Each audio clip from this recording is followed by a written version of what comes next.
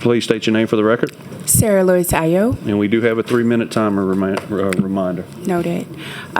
Good morning. My name is Sara Good morning. Ayo.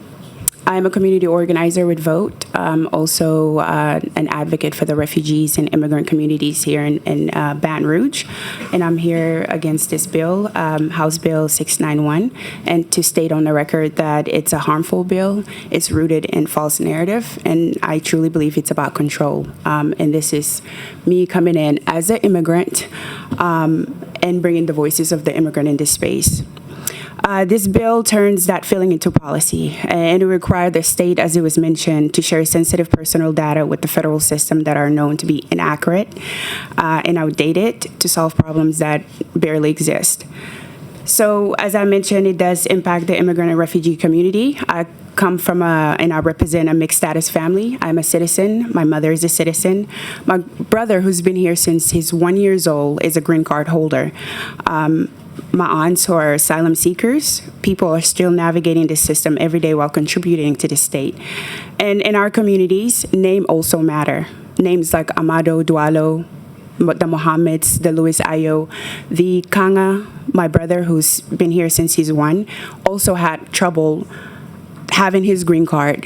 He didn't have it till he was 18 years old. And that is because of the name and the system flagging it. And I also had a few questions for the author. Have he ever tried verifying someone's citizenship through the federal system, like the USCIS? How long did it take to get a response? How long were the hold? How quickly did he get his email answered back? Because we know the reality, the delay in the backlogs, the incomplete data. So when the system gets it wrong, and it does, and it happened to my family, and it happened to people in my communities, people would have to pay the price. I recently have a cousin who got deported because of that mistake in Iowa, and now we're working his way to come back. And for many of us, it feels familiar. We come from places where surveillance was justified as safety, where government expanded control in the name of protection, and it all feels familiar. It's starting to feel like an authoritarian, regime in practice, and we did not come here to live under a system that mirrors what we fled. This is not the Louisiana I believe I got to love and live in. Same goes for my brother. This is not the Louisiana he knows, but he's still navigating that system.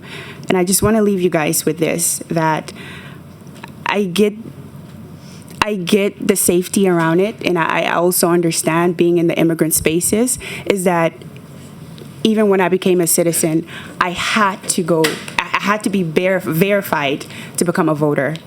And that process is already in place. I don't think any undocumented person is out there voting because it requires ID. I personally would go in with my passport instead of ID, just out of that fear that I don't want to be flagged or I don't want to cause any issues. And as I stated, it's starting to sound like it's a control thing, and this is not the Louisiana that I know and that I organize in. Thank you. Thank you for your testimony. Ms. Whittington.